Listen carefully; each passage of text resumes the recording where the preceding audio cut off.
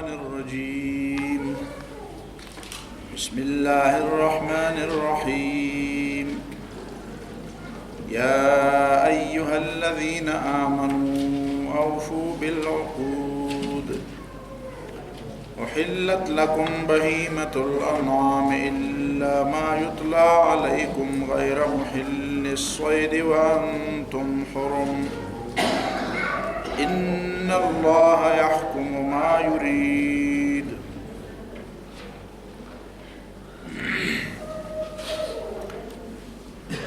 پرون چې کوم بحثونه شوي وو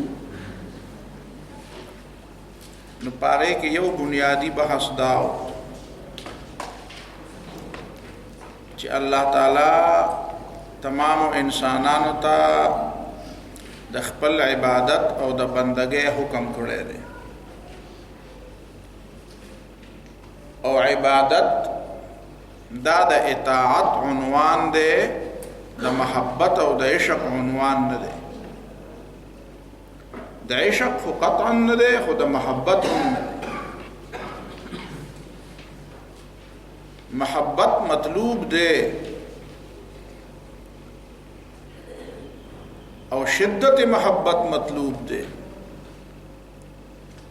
خدا عنوان نه دی د عبادت عبادت د دې عنوان نه دی عبادت اطاعت ته وایي البته محبت او شدت محبت دا د اطاعت په شرطونو کې او د هغې په اجزاو کې شامل دی د الله تعالی د اطاعت او د بندګۍ بنیادونو کې چې څنګه معرفت دی څنګه چې خشیت او رجا ده نو داسې پکې محبت هم دی خدای عنوان د عبادت د دې عنوان نه دی عبادت عنوان د اطاعت بنده او غلام دې ته نه وایي چې د خپل آقا او د مالک سره عشق ساتي د بندګۍ دا بندګي د دې تعبیر نه دی مونږ وایي فلان کې او د فلان کې سړي غلام دی هغه سم بنده دی او دې معنا دا یي چې هغه اطاعت کوي هغه خبره مني دا معنا نه چې هغه هغه باندې عاشق دی نه معنا نه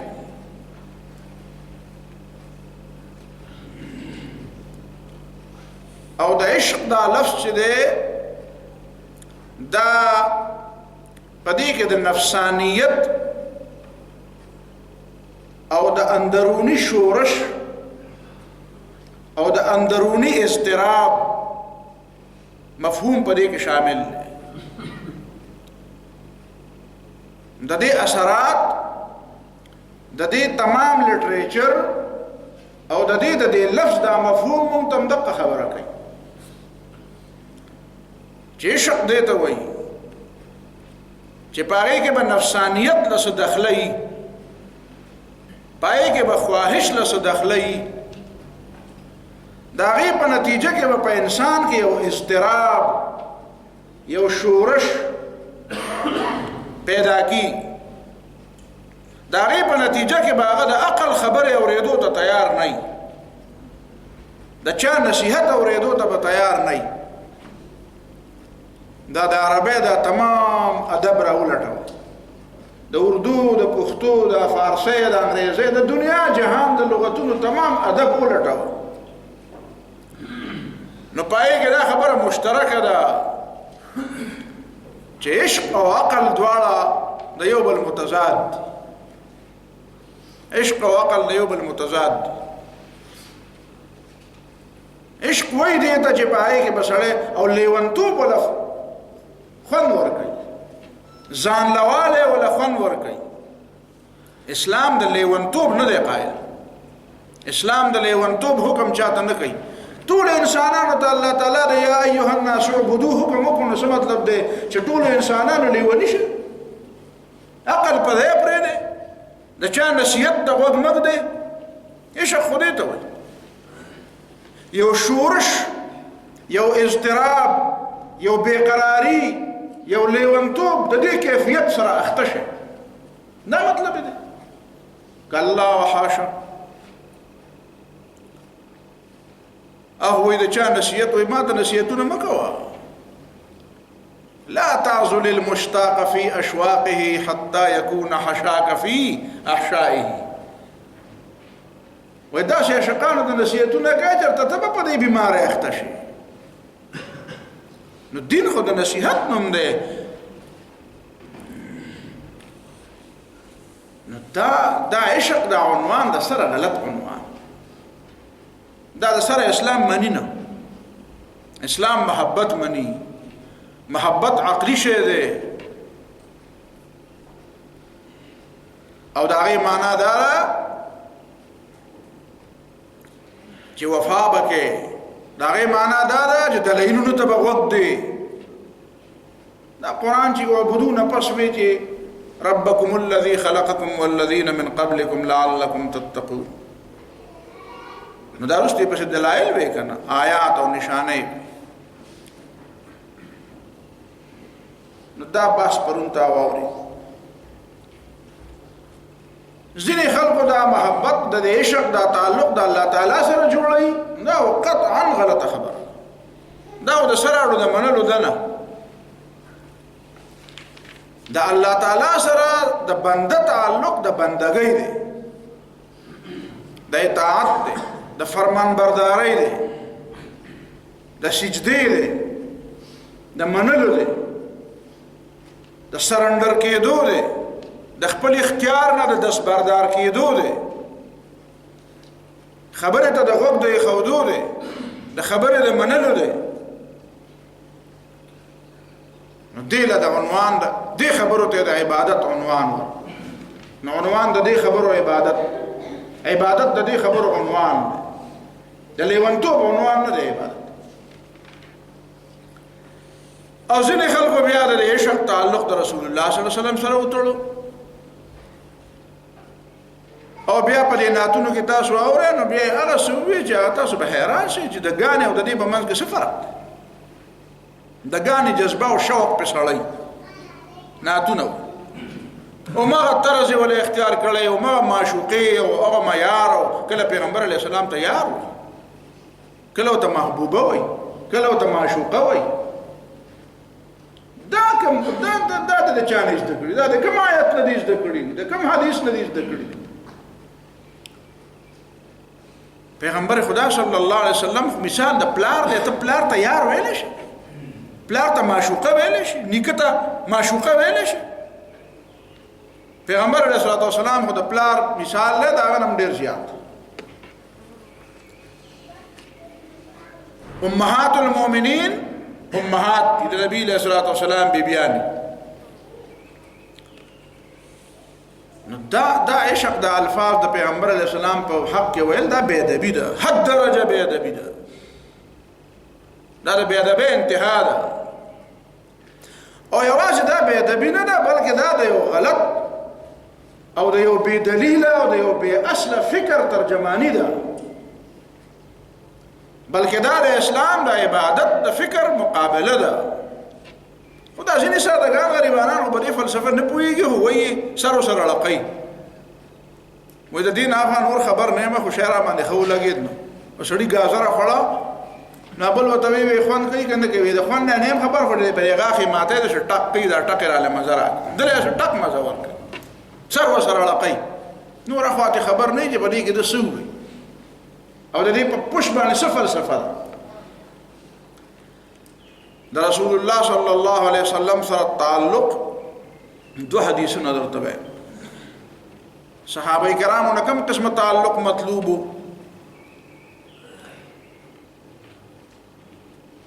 سنو هجری کې د نبی علیہ الصلوۃ والسلام خاله وفدونه راتلل هغه ته سنه الوفود وایي ورأيت الناس يدخلون في دين الله افواجا ډلې ډلې به خلک راتلو مسلمانې ده به شامل سنة الوفود ډېر خلک را روان نو د بنو عبد القیس وفد راغی په هغې کې د هغې بنو عبد القیس د وفد چې کوم مشر اشج عبد القیس نو دا وفد ورسره و دا مشر را نو هغه خلک چې نور راغله نو هغوی خو پته چې نبي علیه الصلاة والسلام خوا لزو رسول الله صلی الله علیه وسلم سره به ملاویږو نو د راتلو سره بس هغه خپلې سورلۍ په ځای پرېښودې ځان یې سنبال نه کړو جامې هم بدلې نه کړې دمم نه شو خو یو والهانه انداز کې د رسول الله صلی الله علیه وسلم مخې له راغله او ملاو شو ځکه چې پیغمبر سره مینه ده راغله نبي علیه الصلاة والسلام سره ملاو د دوی چې کوم مشر اشج عبدالقیس هغه څه چلو کو هغه چې مدینه منوره ته راورسېده نو مسجد نبوي خوا کې د ټولو نه اول چې کوشو سورلۍ نه نو سورلۍ وتړله هغې له اوبه ورکړې د هغې د ګایا انتظام یې وکړو بیا لاړ جامې بدلې کړې ویې لامبل ځان یې تیار کړ ځان یې دمه کړ ښه په طبیعت او په آرام د رسول الله صلی الله علیه وسلم خواله راغی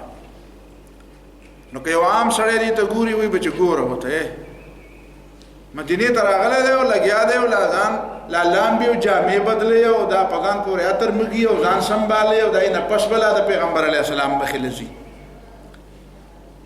او عشق خو لیونتوب دی بس ورمنډه کړه د نبي علیه الصلاة والسلام سره ملاو شو مخامخ شو سترګې به دې پرې ولګي او دا خو موقع ده رسول الله صلی الله علیه وسلم د هغه د وفد په مخ کې دی اشج عبدالقیس ته یو خبره ورته وی ان فیک لخصلتین وی پتا کې دوه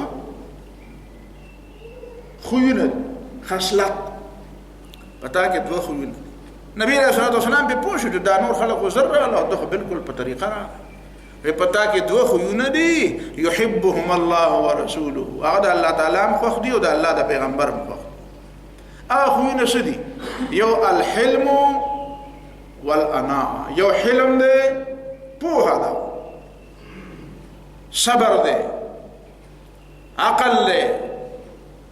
بردباری دا والانا او یو جلدبازی نت خالی د جلدبازی په مقابله کې یو کار په دمه کول نو دا په دمه باندې کار کول دا د الله مخوخ دی او د الله د پیغمبر مخوخ دی حالانکه که معامله د پیغمبر او د پیغمبر او دغه د امتیانو په منځ کې صرف د عشق معامله وي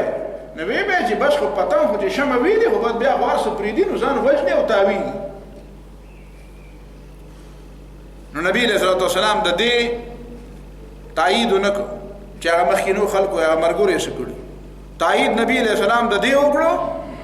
چې د اشج عبدالقیس سره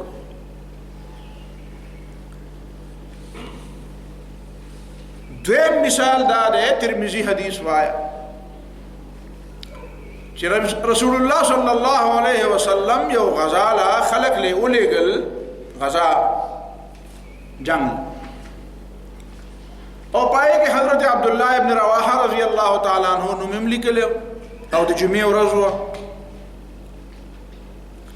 نو رسول الله صلی الله علیه وسلم چې د جمعې په مانځ کې وکتل نو عبد الله ابن رواحه رضی الله تعالی عنہ ولید تاسو ته وکړو چې عبد الله ته ما په غزا په خشانو کې لیکل نه وي ته ما لیکل ته لا نه نو عبد الله رضی الله تعالی عنہ ورته وایي چې د خدای پیغمبر اصل خبره دا و چې د جمعې ورځ نو ما په زړه کې رالل چې زبا د جمعې منظم تاسو سره وکم او تاسو دیدار به وکم تاسو پسې به منظم وکم خبره به واورم او د جمعې منظم په مدینه منوره کې په مسجد نبوي کې او په پیغمبر پسې نو دا فضیلت به ما ته ملاو شي او اراده مې دا چې منځ وکم نو سیده بزم نو رسول الله صلی الله علیه وسلم هغه ته یو الفاظ ویل دي وی لو انفقت ما فی الارض ما ادرکت فضل غدوتهم تا ما سره دلته منظم کو زما خبره دې مو اورېدې خو چې ما درته کوم حکم کړی په هغې کې د تاخیر په خصی نیت دې وکړو خو تا ته پته ده د ثواب دپاره دې دا کار وکړو نو که دا د دنیا په دې ځمکه چې څومره خزانې دي په دې دنیا کې دا تا ته میلاو شي ټولې لو انفقت ما فی الارض چې په دې ځمکه کې څه دي دا ټول تا ته میلاو شي او دا ته د الله تعالی د رضا دپاره خرج کړي نو ما ادرکت فضل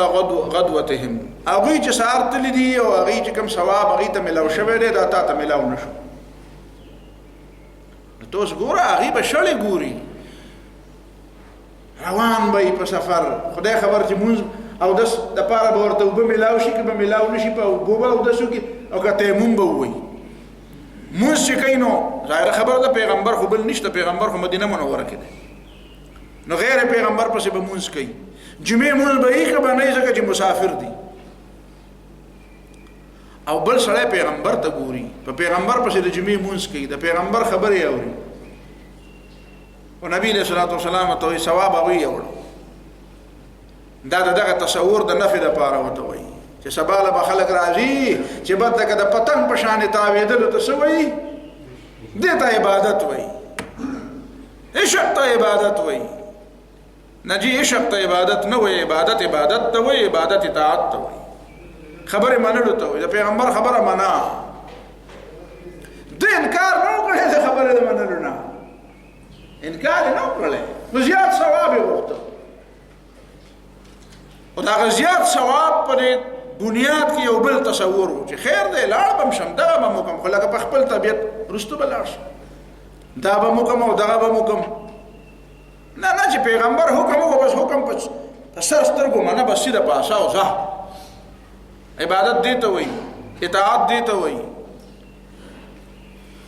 دا دوه بنیادي خبرې ډېرې زیاتې اهم پرون تا ته ما دا بحث کړ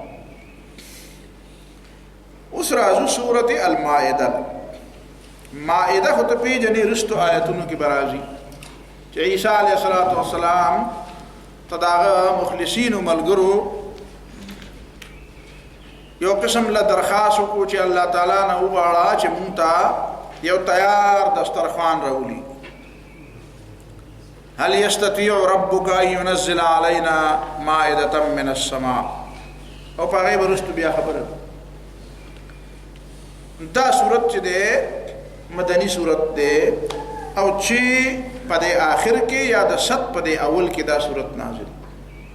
کله صلح حدیبیه شوی په دې صورت کې چې کوم مباحث دي نو په هغې کې مسلمانانو ته د مذهبي تمدني او سیاسي ژوند په باره کې مزید احکامات او هدایات څه خو د دې نه مخکې راغلي بعضې نور احکام لکه د سفر د حج په باره کې د عمرې آداب د اودس د تیمم د غسل آداب د خوراک څښاک څه څیزونه حرام دي څه حلال دي څه پابندۍ دي د نکاح په باره کې د قسم کفاره څه ده بل په دې کې دریم چې کوم مضمون دی نو هغه دا دی چې مسلمانانو ته وایي چې تاسو اوس یو غالب قوم شوئ او ستاسو یو منلی ریاست اوس تاسو په لاس کې دی او ستاسو د دنیا د قومونو سره تعلقات جوړ شو لہذا اسې نه چې بیا د یهودیانو غوندې خویونه اختیار نه کوې چې هغې ته کله عروج میلاو شو نو هغې د الله تعالی خبرې شاته واچولې نو د هغې انجام نه یری چې کوم انجام سره یهودیان مخامخ وو د هغې په نتیجه کې د هغې نه الله تعالی امامت واغست او امت مسلمه لیول نو دا د دې صورت مضامین خو د ابتدایي آیاتونو کې ډېر اهم مضامین دي نو دا به لږ په تفصیل ووایي یا ایها الذین آمنوا اوفوا بالعقود اے هغه کسانو چې ایمان راوړو وفا وکړئ بالعقود په پابندو یعنی په هغه معاهدو باندې چې کومې معاهدې تاسو کړي عقود د عقد جمع ده عقد غوټي ته وایي غوټه دې ته وایي چې هغه دوه څیزونه یو شی دوه شي یو شی چې ځان له هغه له غوټه نه ورکولی کېږي چې څوک سره بل نه یا خو بدتاري نو د هغې دواړه سرونه به یو ځای کې غوټه بوله ورکړي او یا به د یو شي سره بل سره یو ځای کې نو غوټه بوله ورکړي نو د دوو فریقو په منځ کې یا د دوو قومونو په منځ کې چې د کومې خبرې باندې اتفاق وشي نو هغې ته عقد وایي.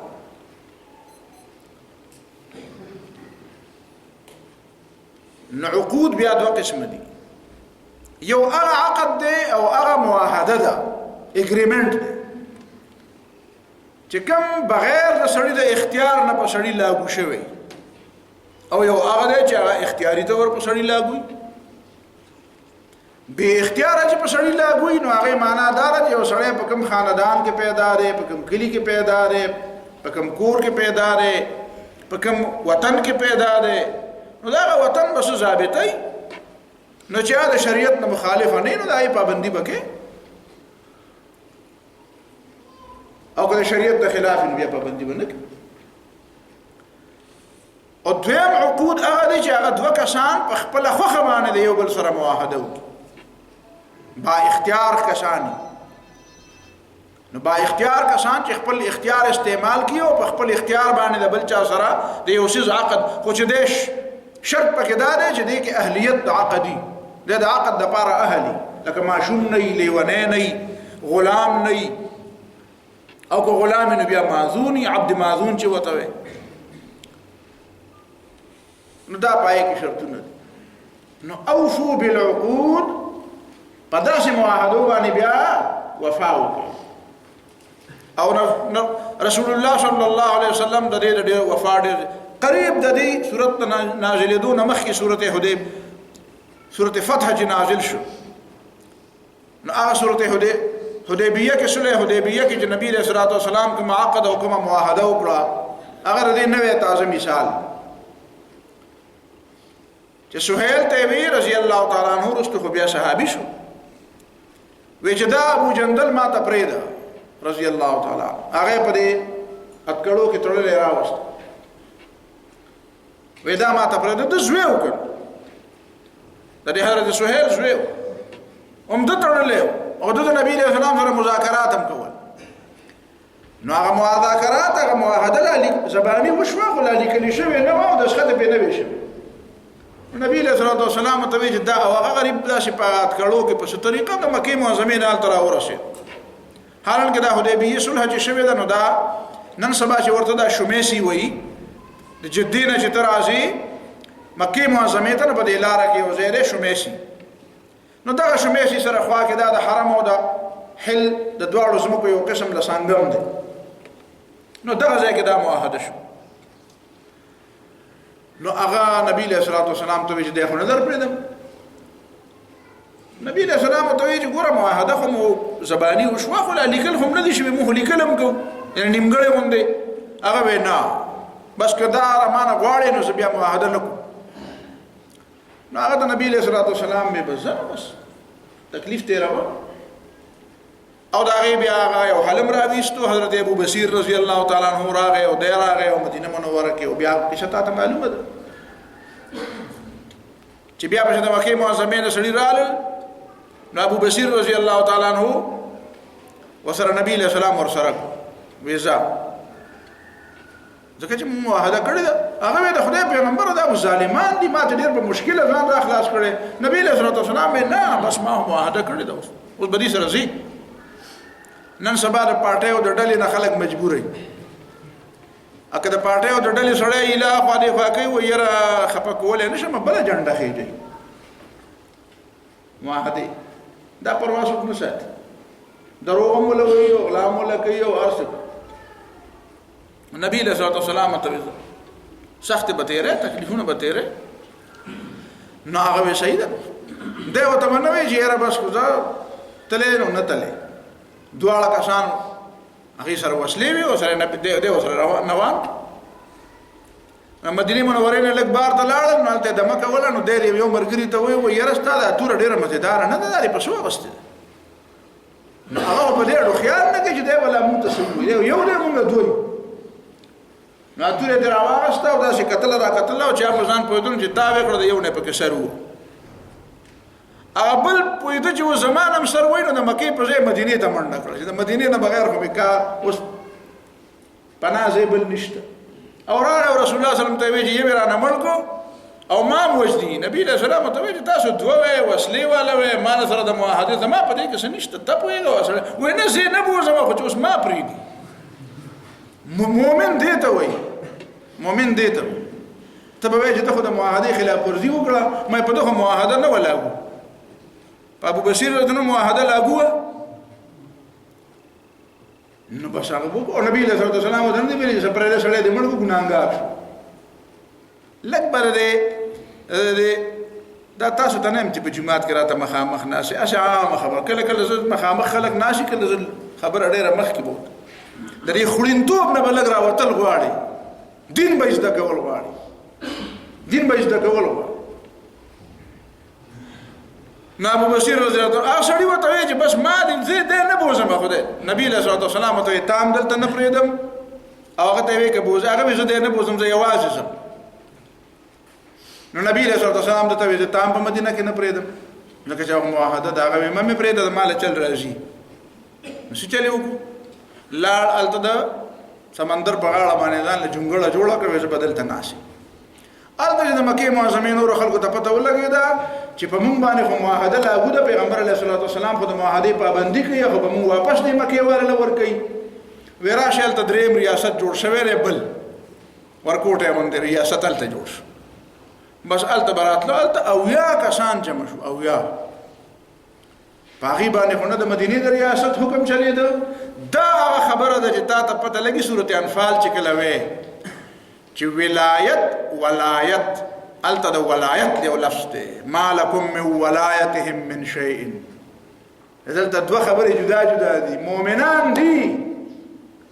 خو چې د ریاست باشندگان دي نو هغه مؤمنان دا غي یو شانت نظام دی چې د ریاست اسلامی ریاست باشندگان نه دي نو دا غي بعضی خبرې جدا دي او داخله چې د ریاست اسلامی نه بهر دي نو دین نه دا ګناه ده چې تل بارشيږي او نه ولا دا ګناه ده چې څوک وژني او نه ولا دا ګناه ده بس د مکه والا سره دښمنی ده او د مکه خلک چې په دغه لار تیریږي نو دی په چاپی ماپی غورځي مجھے تاسو مونږ ته نه مونږ بتاته او د معاهده پابند خو نه زه د ریاست نه باري مسلمانانه نه بار نیم او د ریاست نه باري نو بیا د مکه خلکو نبی له صلوات والسلام د درخواست کو چې دا خو ستا منون کې دي او قانون خو په قاعده خو په لاګونه ده خدا د مدینه تر وګړه چې د لار کولاو شي بس مونږ د چې څوک درځي په دغه ته ساته د معاهده د عاشق به ختم نبی له سلام استاسو په ختم نبی وته راځي دلته کې نو خو د معاهده پابندي رسول الله صلی الله علیه وسلم نو دا اولنۍ خبره شو نو د الله تعالی سره چې کومه معاهده ده دا پیدایشي معاهده ده انسان پیدایشي بنده ده ځکه تا ته ویل شوي دي مخکې او دلته په دې سورته مائده کې برازي چې وَإِذْ أَخَذَ رَبُّكَ مِنْ بَنِي آدَمَ مِنْ ظُهُورِهِمْ ذُرِّيَّتَهُمْ وَأَشْهَدَهُمْ عَلَىٰ أَنفُسِهِمْ أَلَسْتُ بِرَبِّكُمْ دا آیت په دې سورته مائده کې ولې راغلی بل سورته کې ولې نه دی دا ځکه چې سورته مائده ابتدا د عقود نشوي نو تا ته دا خی چې عقود یوازې دا نه دي چې انسان د بل انسان سره وکي عقود یوازې دا نه دي چې په کوم خاندان کې سړی پیدایي او په هغه باندې دا خاندان د پیدایش په وجه باندې کومه معاهده او کومه پابندۍ راځي د دې دواړو نه د ټولو نه لوی عقد یو بل هغه دا چې انسان د دې موجوده پیدایش نه مخکې په یو بل پیدایش کې پیدا شوی او د یو بل معاهده کړی و معاهده اصل معاهده ده چې په ازل کې د الله تعالی سره کوم معاهده کړی او دا د پیدایش نه بعد چې دا کومه معاهده بیا کیږي نو دا هغه معاهده ضمنی دي که دا هغه معاهده نه خلافي نو دا معتبر نه دي زور جدا شي نه چې اوس لکه د مکه والو زور چې تاسو نه پریدو نو وخت ته ور خبره جدا لیکن دا زور نور او دا خشي نشي نه نو قانونا تور باندې هغه معاهده رښتنه هغه اصل معاهده دغه چې تا د الله تعالی سره د بندګۍ کړې الستو بربکم قالوا بلا فرعون ویلیو نمرود ویلیو قارون ویلیو ابو لهب ویلیو ابو جهل ویلیو کارل مارکس ویلیو پیوټن ویلیو ټرمپ ویلیو ارچا ویلیو بلا ولې نه د مرب یې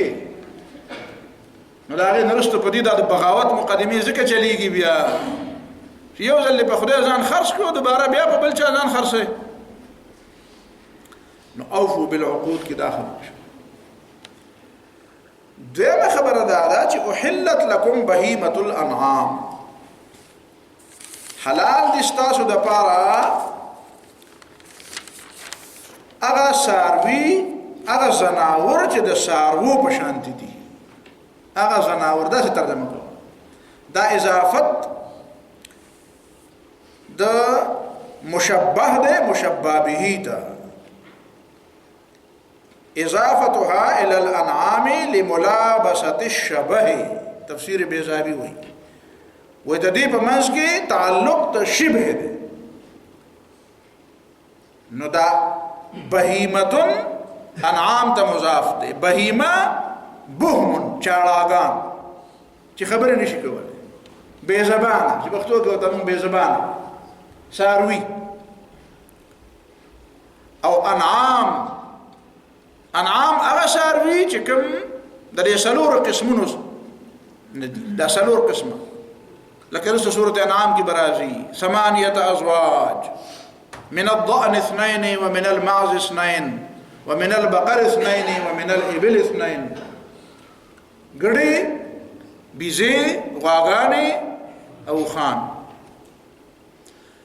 او میخه د غواګانو په حساب کې شمار دي فقهاو په غواګانې میخه یو حساب کړی دي لکه 10 غواګانې او 10 میخه دی وسړي شو غواګانې دی او لاس میخه دي نو دې هم دا حساب ورکړي نو غواګانې څنګه حساب دي نو دا میخه هم دا یو حساب دی نو کلمې غواګانې او نیمه میخه نو څه بنوي دا او 15 غواګانې دي په دې کې دا 10 نه دي وینا دا پوره دي غوا میخه یو شی په دې حساب په زکات کې یو شی دی په دې کې او قرباني هم تکیږي ځکه چې حلال هغه چې پیسې کې نو قرباني څنګه نه کیږي چې حلال له غوخه خوري او خرڅي نو قرباني هم تکیږي ته پیغمبر علیه الصلاه والسلام ته نه کړی نو پیغمبر علیه الصلاه والسلام ته نه کړی خو ساروي وته ویلې چې ليذكر اسم الله على ما رزقهم من بهيمه الانعام دا شنو دی ویلې ليذكر اسم الله على ما ذبحه رسول الله صلى الله عليه وسلم چې دا الله نوم په سارويات کې چې په کوم ساروي پیغمبر علیه السلام حلال کړی دا نه دی ویلي ليذكر اسم الله على ما رزقهم من بهيمه الانعام نو په بهيمه الانعام باندې بد الله نوم له قرباني تکي نو ځاخکار خبره ده ته باندې ولې د اشتباه راغله بهيمه الانعام زناور او ساروي نو عام طور باندې ته ساروي وایي ساروي وته وایي غوا میخه دې ته ساروي وایي ما نو بهيمه عام دي او انعام خاص دي اوس قران دا ونه چې انعام صرف انعام کني نبي بر دې سلورو نه علاوه د بل شي نه دا بلغه جایز وي لکه دا د غرج دا کوم ساروي دي یا دا حمر وحشیه چې کوم دي دا د ځنګل خرو دا زیبرا چې ورته وي یا هغه د ځنګل هغه بيزي نو دا به جایز نه لیکن بهیمه الانعام معنا دا ده چې هغه بهیمه هغه زناور چې د سارو د قبیلې نه دي چې د سارو د قبیلې نه دي نو په دې کې بسو خبرې دي نو په دې کې بنیادی تور څلور خبرې اوله خبره خدا ده چې ساروی دې ته وایي چې هغه نه په داړو ښکار کوي او نه په پنجو باندې ښکار نو هغه شیزونه خو ته نه ووتل او پای کې بیا رسول الله صلی الله علیه وسلم تصریح وکړ حضرت عبد الله ابن عباس رضی الله تعالی عنهما حدیث ته پته نهى رسول الله صلى الله عليه وسلم عن كل ذي ناب من السباع وعن كل ذي مخلب من الطير کمی مرغه چې په پنجو باندې ښکار کوي نو دا حرام دي او کم ساروي زناور چې هغه په داړو باندې داړل کوي شیرل کوي نو دا ځکه چې ساروي خدا کار نه کوي دویم دا چې هغه په نباتي غذا باندې اکتفا کوي او حیواني غذا نه خوري. نباتي غذا غیا خوري، غیا غوښه نه خوري. نو چې غیا خوري نو دا پکې دویم شرط. دا بیا بهیمة الانعام. دریم دا چې پاغې کې د انعام او عرب چې کوم دي حیواني خصوصیات پاغې کې موجود دي. د عربو د دې سلورو څاروو خصوصیات په دې کې موجود دي. نو مثلا پاغې کې دوه خصوصیات دي، نو ځکه دا موږ په دوه حساب کړو. یو خصوصیت پاغې کې دا ده چې هغه غوږونه لري. مخکې ورته کوم څه علماو نه تپوسونه وکړو. په دې فقه کې یو قاعده ده، تاسو په فقه دا قواعد چې کوم علما پیژني، یو قواعد دي یو ضوابط، فقهي قواعد او ضوابط. نو پای کې د حضرت علی رضی الله تعالی عنہ یو جمله ده او دا غینا فقهي قاعده جوړه شوې ده. هغه دا ده چې كل اذون ولود وكل صموخ بيوز. ما دا شوی دا کومه جواب وي؟ كل اذون ولود وكل صموخ بيوز. فقهي قاعده. نو معنی دا چې كل اذون ولود، هر هغه څاروی، هر هغه شی چې هغه غوږونه لري، ګلاو د په پاسه غوږونه لري، دا غوږونه ښکاري، دې ته اذون وي، صاحب اذن. نو ولود دا بچی راوړي، انسان، څاروی، دا غوا، میخې، ګډه، د دې د غوږونه څه دي؟ ښکاره غوږونه دي. نو كل اذون ولود، چې دا غوږونه پکې ښکاري نو دا بچی راوړي. او وكل صموخ بيوز، او هغه شی چې هغه ښکاره غوږونه نه لري بلکې په دې غوږونو په ځای پکې دننه سوري، صموخ چې دا غوږ په ځای د ښکاره غوږ پکې نه وي او دننه پکې سوري په هغې اوري، نو بيوز هغه هګۍ اچوي، هغه څه کوي؟ بس دا قاعده ده. او د دې بنیاد اولنې ځل ته د حضرت علی رضی الله تعالی عنہ نو شو هغه دا جواب ورکړ. نو بس علم خو علم. حضرت علی خو مدینه العلم، نو دا علم نو د فقه قاعده جوړه شو. نو په بهیمة الانعام کې بیا دا ده چې دا څه لري؟ بل خصوصیت دا ده چې دا غوږونه لري او بچی راوړي. نو پیغام کوي کار خبر.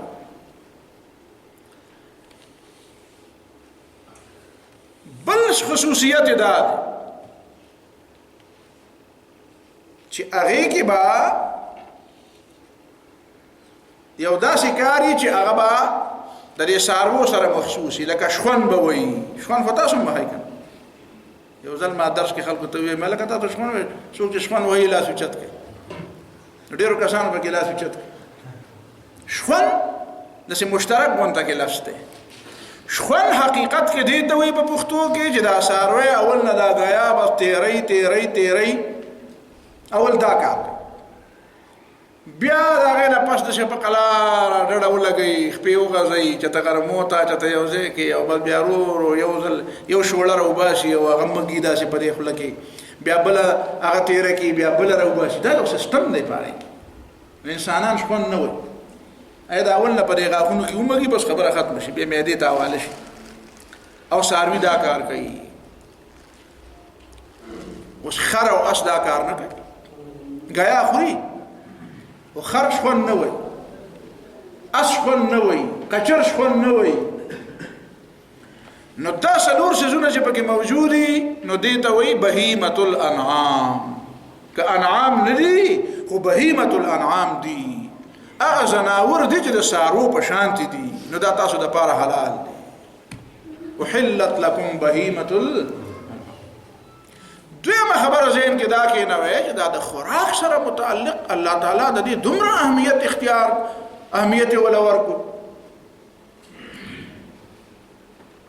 اصل کې رستم دا خبره را یسألونک ماذا احل لهم.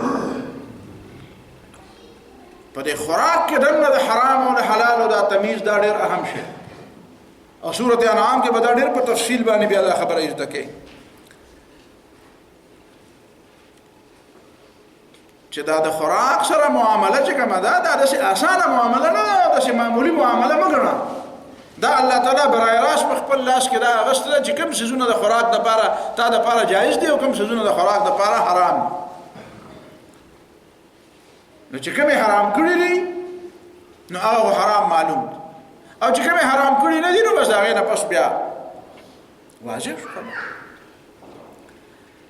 دا ځکه چې خوراک چې دی هغه د انسان په اخلاقو باندې ډېر غټ اثر پرې باسي.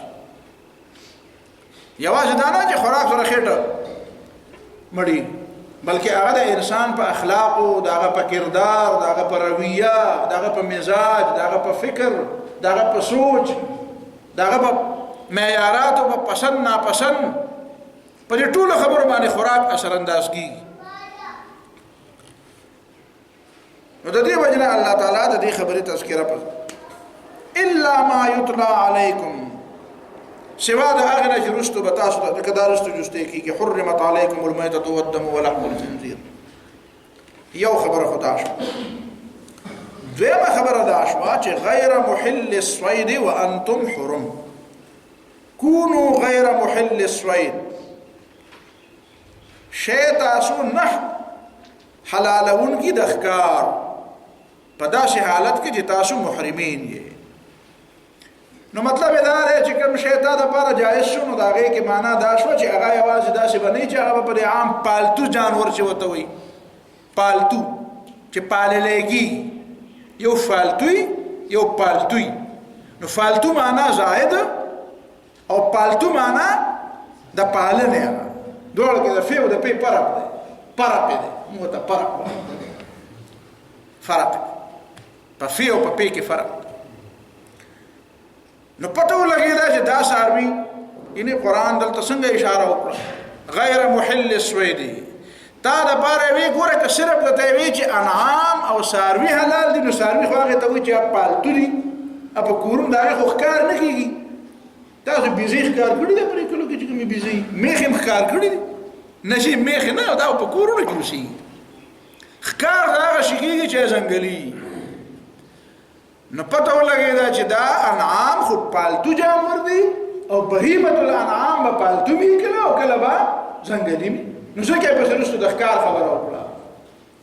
نو وایي غیر محل الصید، ښکار کوه، ښکار دله جایز دی، خو ګورئ وانتم حرم چې کله ته په احرام کې نو بیا به ښکار نه کوې، او وانتم حرم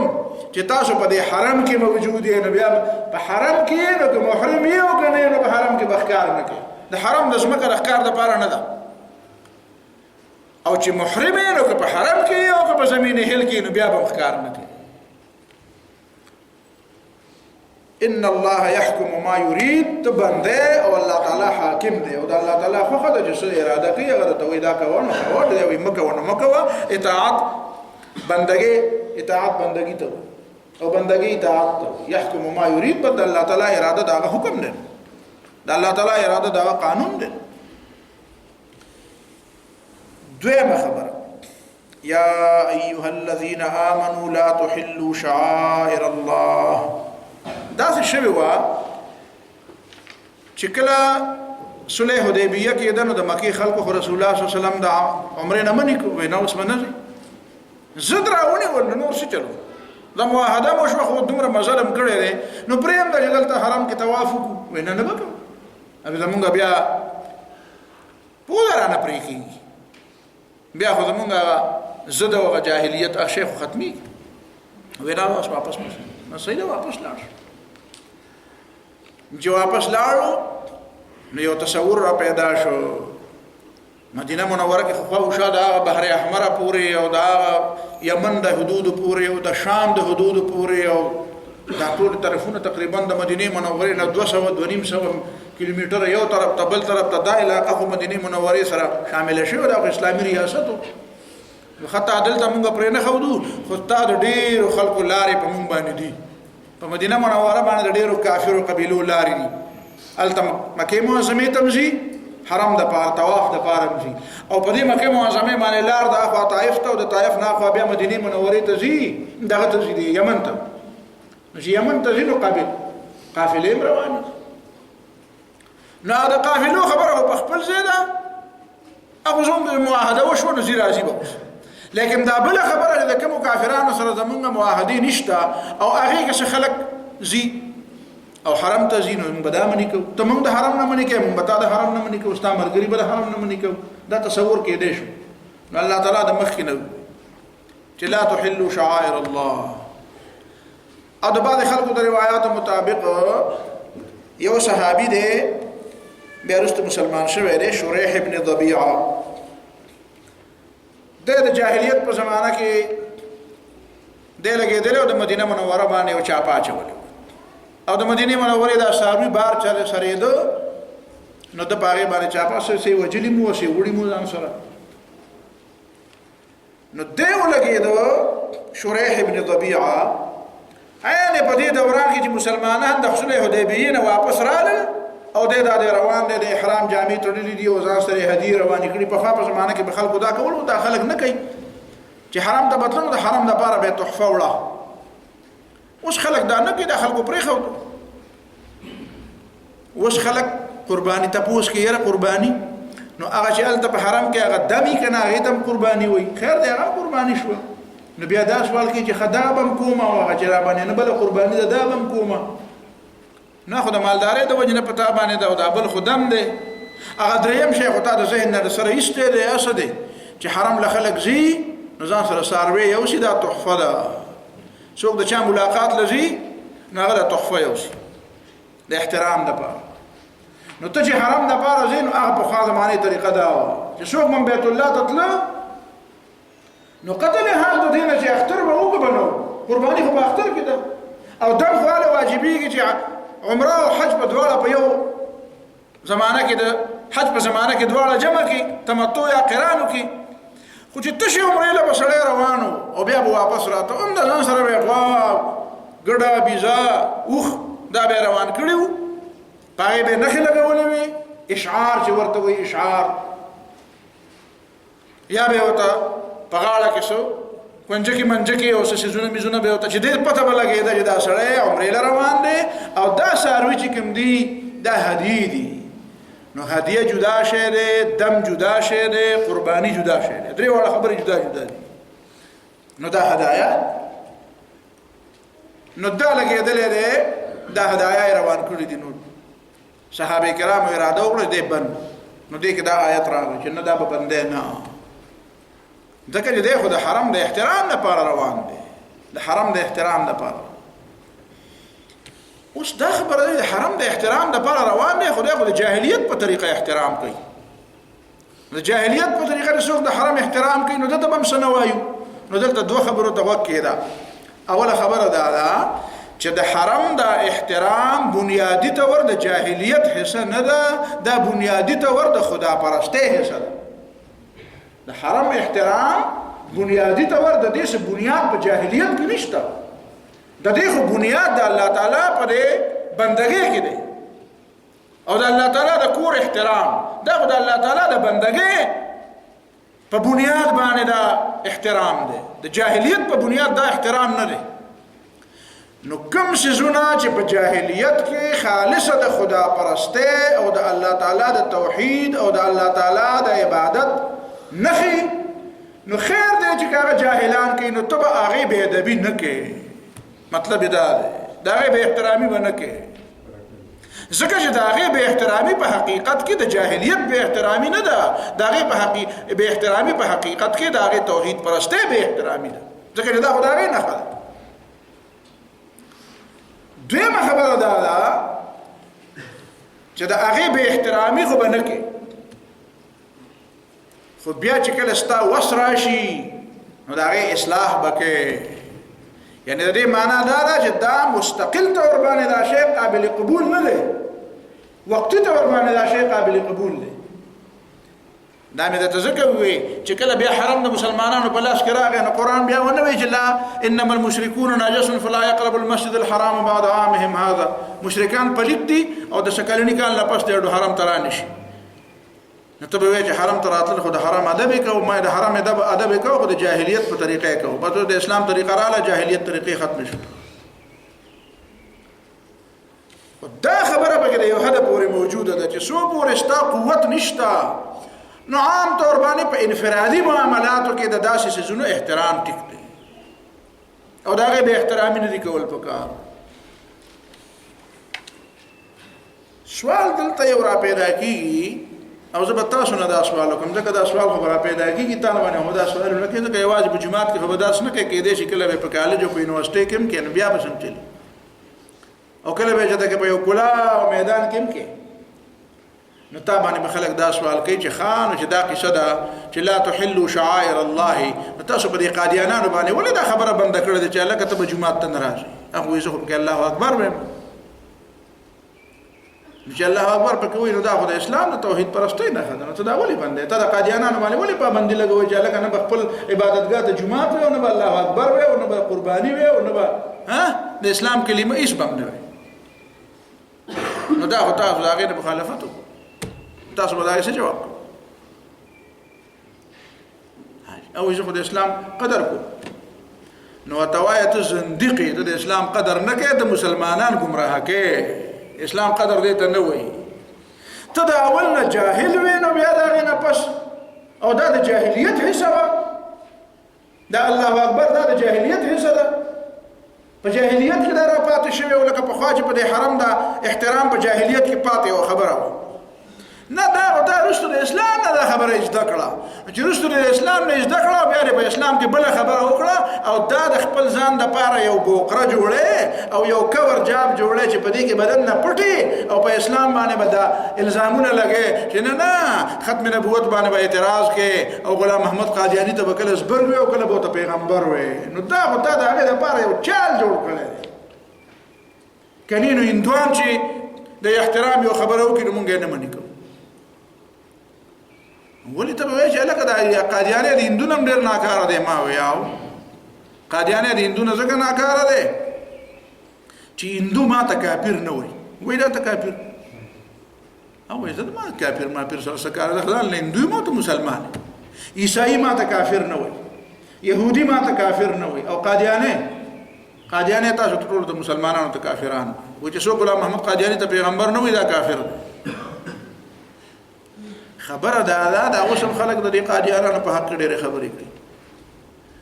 خو دوی په دې نه پوهېږي چې اول مسلمانانو په غلام محمد قادیانی د کفر فتوا نه ده لګولې اول غلام محمد قادیانی په مسلمانانو فتوا لګولې ده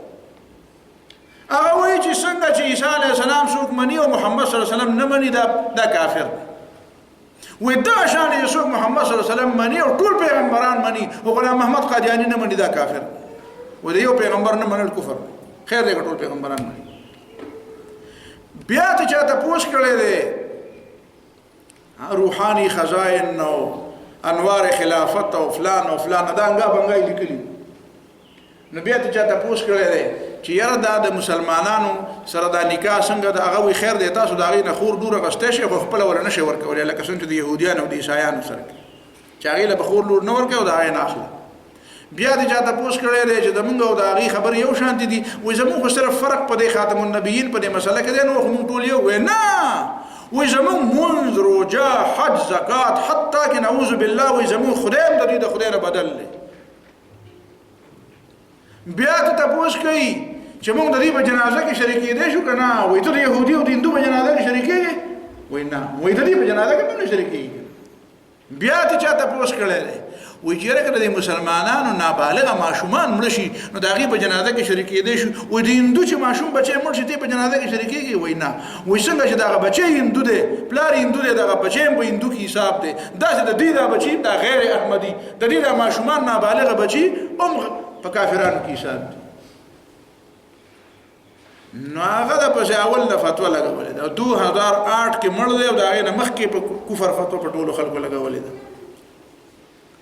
نو ته څنګه ما ته وایې چې ته ورته اوس مسلمان ووایه ما ته مسلمان نه وایې زه ورته څنګه مسلمان وایم نو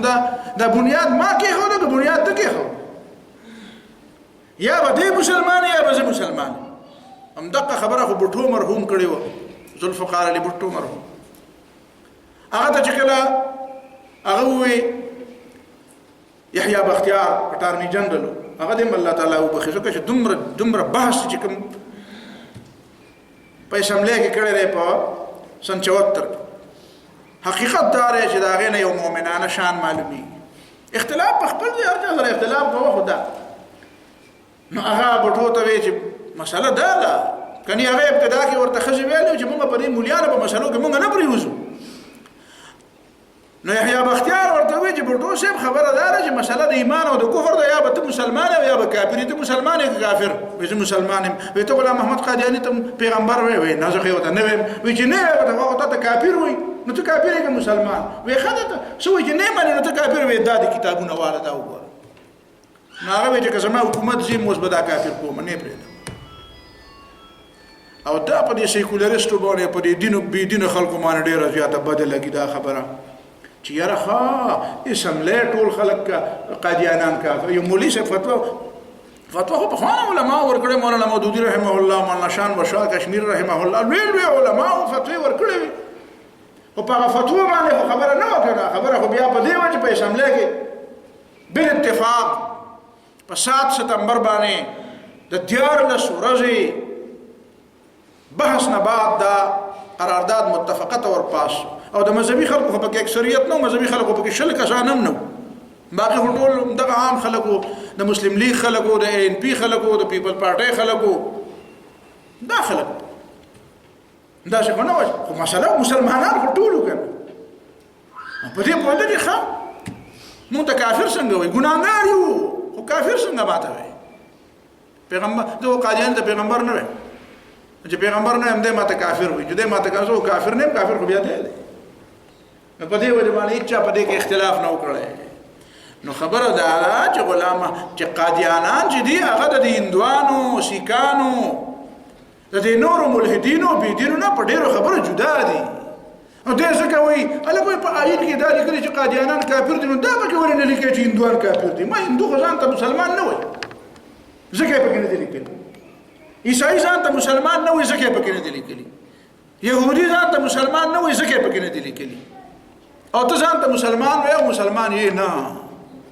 نو ځکه یې پکې لیکلي دي.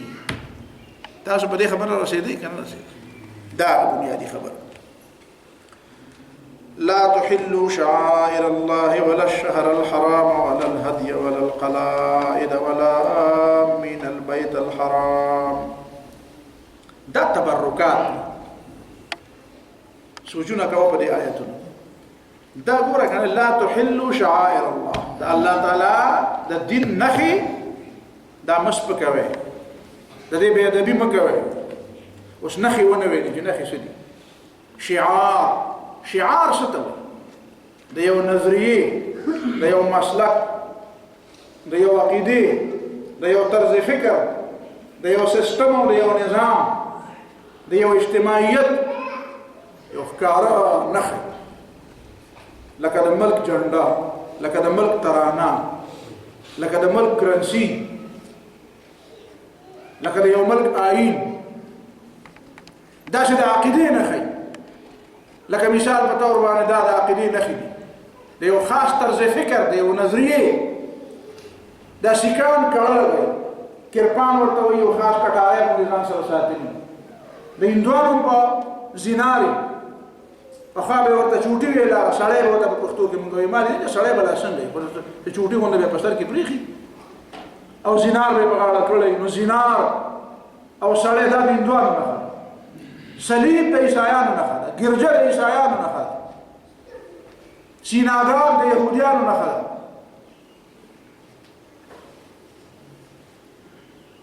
دا سټک او لور چې دی دا د روسیانو نښه ده، لور او سټک. دا شعارونه دي. سواستیکا ورته وایي، سواستیکا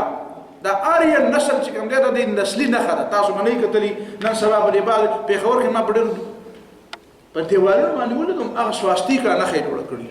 دا اس نه دی د عربۍ، دا د ډیجیټل اس چې لیکلی کېږي که نه، یو داسې په لاس ته ولیکي، یو دا په ډیجیټل نسو کې دا اس لیکلی کېږي، داسې اس داسې، او بیا بل اس د دې په دې منځ کې داسې بل ولا په ډغره ورواله په دې منځ کې. نو دا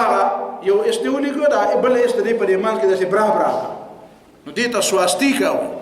دا سواستیکا د آرین نسل نښه ده د مذهبي. دا نن سبا دې مطلب دی چې هغه زوړ جاهلیت بېرته راتازه کوي که نه. تاسو ته پدې د آثار قدیمه والا یرجی کندارا تهذیب یرجی موهنجوډارو تهذیب یرجی فلان تهذیب نو دا بدمت تهذیبونه یاره تاسو د خلکو ته وي دې باندې جاپانیان دې باندې د بهر دنیا خلک باقاعده پیسې لګوي یاره دا اصوات خو په خوانه زمونږ ورکنه بدمت هغه بابا پکې دلته ناست دی هغه په دې بریکوټ سره خوا کې په دې روډ په غاړه باندې تصویر دی وای دا خو تاسو په خوانه دغه خلک وي نو وای په دغه خلک به وو زمونږ باباګان نیکونه به په یو زمانه کې دغه خلک وو یا به بدمتو کار سچو خو په هغې خو بیا توکلې دي په دغه مذهب باندې خو بیا اسلام خپل کړی دی نو چې یو سړی دی چې هغه دا لاس او خپې او دا مخې ټول خیرني او لس کاله پورې خیرن ګرځي او اخر ته څوک وایي چې هلکه دا مخ دې به دې ښکاري دا وینځه او د اخري به دې نالی کې وبهیږي نو ته به ورته کال پس بیا راځې چې هلکه ستا نیکه خو یو ځل د اخري دغه کړي دا اوس ته راواله او په خپل مخ پورې ومږه ځکه ستا په نیکه پورې د اخري وو نو وایي زما نیکه پورې د اخري به وو خو زما نیکه بیا لامبلي و اخري د ځانه لرې کړي دا اوس یو ځل خبره ختمه شوې ده ما ته اوس ګنداره تهذیب مه یاده ما ته اوس آریانا تهذیب مه یاده دا یو ځل زما بابا دا شین ته اچو به د دې نه توبه کړې اوس دا خبره ده کوم ځای نه راغلې دوی دا تهذیبونه راژوندي نو دا د دې تهذیب نښې دي دې ته شعار وایي شعار دا تشبه هم په دې شعارونو کې دا تشبه یوازې په دې کې نه دی دغه په شان شوي دغه په شان کېدل مطلب څه شو لکه دا حدیث کې چې راځي چې کوم سړی د ښځو په شانتې ځان کوي یا ښځې د سړو په شانتې ځان نو څه مطلب دی دا چې هغه کسر انکسار باندې په ځان کې را پیدا کړي سړی د ځانه ښځه جوړ کړي او ښځه د ځانه سړی جوړ کړي پخوا په دې شېرګل کې یو سړی خلکو بوتاجي صاحب وي و ښځه پنجهدارې پخپو سپلی به یې پخپو وي او تماچه به یې غاړې ته اچولې او سر به یې ولګې کړی او خلکو بوتاجي صاحب ته په دوکان کې به ناسته وه که ناست به وي دا جي صاحب لکه حجي ورته وایي خو څه بل څه شی ورته وایه که نه حج پسې له بدنامه وایي خدای هم غلط نه دا متشبهین بالرجال بالنساء سړی دی او د ښځو سره ځان او ښځې دی او د سړو په شان ښځې د سړو په شان جامې اغوندي نوکونه سره کوي په لاسو نکریزې لګوي مخونه هغه شانتي یختې هغه شانتي جامې هغه شانتي پیزار د ښځو پخپو وي داسې سړي ته وایه ښځې ته وایه چې د سړو په شانتې پیزار پخپو کړي د سړو په شانې جامې اغوندي نو دا ممنوع نو دا شعار کې نفس صرف تشابه یو وجه د مشابهت به بغیر پیدا کوي او بیا به وایي چې یاره دا خو وجه د مشابهت نو چې ډوډۍ دواړه خوري سړی هم ډوډۍ خوري نو ښځه به ډوډۍ نه خوري ځکه د سړي ډوډۍ خوري نو دا مشابهت شي او سړی به خبره نه کوي ښځې به خبره کوي ولې که یو خبره کوي خو د بل په شانتي کېږي بیا نو به دا ګناه شو اوسه نو دا شعار خو نه دی که نه دا چې د یورپیانو ډېر زیات کارونه دي چې دا هغوی شعار نه دی ځینې خو عادات هغه جدا شی دی خو چې شعار کوم شی و چې دی نه پته لګي چې ته یې وینې لکه زینار په غاړه کړی او ته یې وینې نو ته به څه وایې دا هندو دی نو که مسلمان زینار په غاړه کړي نو دی معنادار دی زه په دې کې بیا ګرم نه یم ته هندو دی لکه چې ما ته څه پته دی چې دا هندو دی که ته خو ښکاره زینار په غاړه کړی مسلمان دی او صلیب یې په غاړه نو زه د نور سره نه یم خبر خو زه به وایم چې دا خو باغي دی مرتد دی هغه دی چې مسلمان هم مخکې اوس هغه صلیب په غاړه کړی دا ځکه چې د دې احترام کوي او که بل سړی د هغې بې احترامي کوي نو هغه ورته بیا دشمن وایي نو دې ته شعار وایي نو لا تحلوا شعائر الله د الله تعالی د دین نښې د دې بې ادبي مه کوئ اوس ګوره ورته څه نښې داسې دي دا یې نه دي ویلي چې دا نښې چا جوړې کړې بس د دین نښې دي نو یا لکه جمعات شعار قربانی د دین شعار دی کعبه شعار دی منځ شعار دی بان د دین شعار دی دا شعارونه ځینې څیزونه داسې دي چې هغه د ابتدا نه شعارونه نه وو اوس شعار جوړ شوی دی لکه مثلا محراب لکه مناره محراب او مناره دا د جمعات شعار دی څوک د محراب بې ادبي کوي نو دا د شعائر الله توهین کوي څوک چې د منارې بې ادبي کوي نو دا د شعائر الله توهین کوي زه دا نه وایم د منارې نه بغیر جومات نه وي مونځ پکې کېږي جومات خو زه دا وایم چې سړی د منارې توهین کوي نو دا د جومات توهین دی زه دا وایم چې سړی د محراب توهین کوي نو دا د جومات توهین دی ځکه چې محراب او مناره دا ټولې دنیا منلې ده چې دا د اسلام نښه ده، دا د جومات نښه، جومات د مسلمانانو عبادتګاه، دا د مسلمانانو د عبادت نښه ده. دویمه خبره دلته دا ده چې ګورې ورته شعائر الله کې خصوصي طور شهر حرام، بیا الهدیه دا خو ټیک شوه، ولل قلائد ګوره د دې څاروي په دې غاړه کې چې دا کومه غاړکۍ پرته ده، غاړکۍ ورته ووایه، هغه امیل، کوم هغه امیل چې ته د څاروي په غاړه کې اچولی چې د هغې نه دا معلومیږي چې دا د څه دپاره دی، دا د حرم هدیه ده. نو د دغې غاړکۍ توهین به هم نه کوې، د دې هدیې به هم نه کوې، او د دې غاړکۍ توهین به هم نه کوې. ولې؟ ځکه چې دا هم د هغې سره نښه شوې ده، دا نښه شوه، قرآن ورته نښه د دې نه پته لګي چې تبرکات شته، تبرکات ته ورته تبرکات ووایه. د رسول الله صلی الله علیه وسلم یخته دی، د نبی علیه الصلاة والسلام کمیس دی، د نبی علیه الصلاة والسلام پیزار دی چې رښتیا ثابت وي. د موسی علیه الصلاة والسلام کونټۍ ده. تاسو به استنبول ته تللی که نه؟ پروس کال استنبول ته لاړو، نو استنبول کې د ټولې دنیا د مسلمانانو ټولو نه لوی میوزیم دی په استنبول کې، توپکپي ورته وایي، او په هغه ځای کې دی چې کوم د روم مرکز و، هغې سره مخامخ د هغه بادشاهانو چې کوم محلونه و د هغه زمانې، نو هغې کې یو ډېر لوی 2-3 ورځې غواړي، خو موږ داسې سرسري غوندې وکتو. نو په هغې کې چې اول ورشي د موسی علیه السلام هغه عصا پکې پرته ده، عصا موسی، د موسی علیه السلام هغه کونټۍ پکې، او داسې داریداره غونته کې ده، او دا کونټۍ داسې دا کونټیله نه ده، داسې خرپ غوندې پکې دی، لکه داسې څانګه یي که نه، او دې څانګې داسې خړ نیولی، نو اهش بها علی غنمي، خړ غونته کې دی، داسې کونټیله کونټۍ نه ده، ټول ناول په شیشه کې دا بند. بیا چې د داود علیه السلام توره پکې پرته ده، د یحیی علیه السلام څه تبرکات پکې پراته دي، د رسول الله صلی الله علیه وسلم یخته پکې پراته دي، د حضرت حسن رضی الله تعالی عنہ جامې پکې پرتې دي، د حضرت فاطمه رضی الله تعالی عنها جامې پکې پرتې دي، یو ګګره غونته کې دا پکې پرته ده، نور ډېر څیزونه دي پکې، د کعبې دروازه پکې پرته ده، د کعبې د رسول الله صلی الله علیه وسلم د زمانې هغه تاله پکې پرته ده. دا تبرکات دي، دا تبرکات دي، د دې احترام به کوې، داسې به نه چې پرېږده مړه داسې دي، نو ته څه چې دغسې دي، ته هم څه شی نه یې، دا مه وایه ښه. شعائر الله، قرآن د دې شعائر الله تعین نه دی کړی، په دې پښتو ځان پوهوه، قرآن نه دی ویلي چې دا شعار دی او دا نه دی، دی عرف ته پرېښي دي چې عرف کوم یو شي ته شعار وایي. عام مسلمانان تپوس ګوره ورته څه شي ته شعار وایي، او قرآن بل ځای کې وایي ومن يعظم حرمات الله فإنها من تقوى القلوب، ومن يعظم شعائر الله فإنها من تقوى القلوب. د الله تعالی د دین د نښو تعظیم کول. اوس ګوره دوه خبرې بیا زده کوه، تعظیم د شعائر الله، شعائر الله متعین نه دي، خو ته به پوهېږې چې شعائر الله کم دي،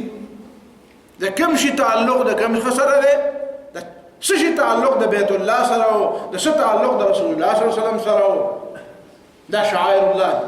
د دې تعظیم څه ته دی، د تعظیم څه ډیفینیشن دی، تعظیم څه مطلب نه جي چې څه ته تعظیم وایي، دغه ته تعظیم وایي، هلکه د پلار مور ادب کوه، هلکه د سپین ږیري عزت کوه، هلکه د جومات ادب کوه. نو ادب څه ته وایي؟ نو ته دونه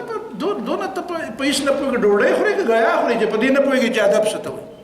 یاره چې دا ادب رسول الله صلی الله علیه وسلم کړی دی، ورته وایه دا ستا په دې عقل پرېښی دی، که څاروی نه یې او په تا کې عقل وي، نو ته په دې پوهېږې چې تعظیم څه ته وایي. په دې حرم کې یو ځل پروس کالی ویم، ما په خیال دا قصه کړې وه، که څه کال پکې بل ناشنا څوک راغلی ورته نه یې پته نه شي پوه شي. حرم کې ناست وم، نو یو سړي اوس کعبې تخپي کړي، عرب دی، کعبې تخپي کړي، ته سیده کعبه هلته ښکاري او دا تخپي کړي. نو ما ورته دا خپې دې راغونډې کړه، نو زما په دې نیت پوه شو، نو ما ته دا په کوم حدیث کې راغلی دي، نو ما ورته دا وکړه، ما دا حدیث په پاکستان کې دی، خدای دې تعالی ته راولي زه تا پوه کړم، دا حدیثونه مې دلته نشي، دلته په پاکستان کې، او ما تا خدای راولي که نه، نو زه به تا ته وښیم بیا چې دا حدیث کې کوم ځای کې، نو سیدې خپې راغونډې کړې، وایي چې سړی خو لکه چې بله نه مني. نو ما دومره د عقل نه خلاص دی چې دا وي په کوم حدیث کې راغلي ظالمه ته په دې نه پوهېږي چې تعظیم څه ته وایي په دې عربو کې دا طریقه ده چې ته په کرسۍ ناست یې او ته دا یو وخت په پرې بله واړه او دلته د مخامخ تا ته د بل سړي کرسۍ چې ستا دا سپلی دا ټیر هغه ته مخامخ وي او که تا سره یې جګړه ونه کړه نو هو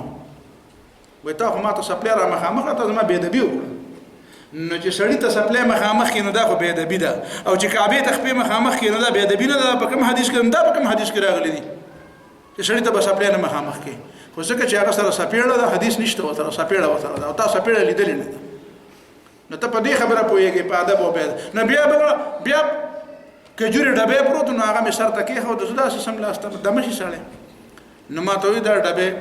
نو ما دا په کوم حدیث کې راغلي د کجورې په ډبې به سر نه ږدي بیا غلی او غږ یې نه کوي ما دا په کوم حدیث کې راغلي د کجورې په ډبې به سر نه ږدي دا آداب دي تعظیم شعائر الله او دې دپاره زه یو حدیث پیش کوم ابو هريره رضی الله تعالی عنہ روایت ابو هريره رضی الله تعالی عنہ وکتل پلار دو سړي روان چې دو سړي روانو نو یو کشر او بل مشر نو حضرت ابو هريره رضی الله تعالی عنہ ته تاسو کو دا کشر نه وې ما هذا منك وې دا بل څه دی ناغه وی ابي ودا مې بابا د پلار مې دی وی ښا زبچینو دا درې خبره واورخه لا تسميه باسمه پلار ته بنوم نه وي په دې باندې علاقو کې پلار ته د نوم رواج پلار ته بنوم نه وي ولا تمشي امامه او چې پلار روان دی د پلار نه به مخکې نه دی مخکې به پلار دی ته به رستو دی ولا تجلس قبله او چې یو ځای ته لاړ شي او کېنې نو چې پلار دې نه ناست ته به نه کېنې اوس حضرت ابو هريره رضی الله تعالی عنہ دا حدیث راواله او د دنیا په کوم ځای کې چې ګرځي وګرځي دا حدیث دا درې واړه خبره ابو هريره رضی الله تعالی عنہ د رسول الله صلی الله علیه وسلم نه نقل کړي نو ورته دا سړی وایي چې ابو هريره صاحب دا خبره ته کې چې پیغمبر راته ویلي دي او نو ته ابو هريره رضی الله تعالی عنہ دا وایي چې دا خو زما خبره ده وایي زما خبره ده دا شکار مکو دې مطلب دا دی چې قرآن خو د والدینو د احترام خبره کړې ده نو د والدینو احترام څه دی نو ابو هريره رضی الله تعالی عنہ درته د والدینو په احترام کې دا درې خبرې وکړي دې ته ضرورت نشته دی چې دې ته د نبی صلی الله علیه وسلم نه ثابت کی خدا خو احترام دی احترام د پیغمبر نه ثابت دی خدا غي تفصیل درته ابو هريره نو مشر بکشر ته تفصیل وای نو دې ته د نبی صلی الله علیه وسلم په سند ونه وي چې ما د نبی صلی الله علیه وسلم نه اورېدلې دي چې وی چې د پلار به دا درې او نبی صلی الله علیه وسلم به دا دام وي نو دا تفصیلات خو بیا نه پوره کیږي بیا دا بیا نه پوره کیږي دا معنا خدا د جتا بالکل د خرته به وقوبه په هیڅ کې نه چې څو پورې چا د ګوتې نه نیولې نو بس ډوډۍ هم نشي خورای نو په امت باندې پیغمبر دومره بدګماني او دا امت دومره لویدلې چې دا د پیغمبر په دته به یو دوه کسان باندې پوهیږي په خړینان یې باندې پوهیږي په ټول امت داسې نه ده نو تعظیم د شعائر الله کې مینه ته دا درې خبرې وکړې زه وقفه وکړم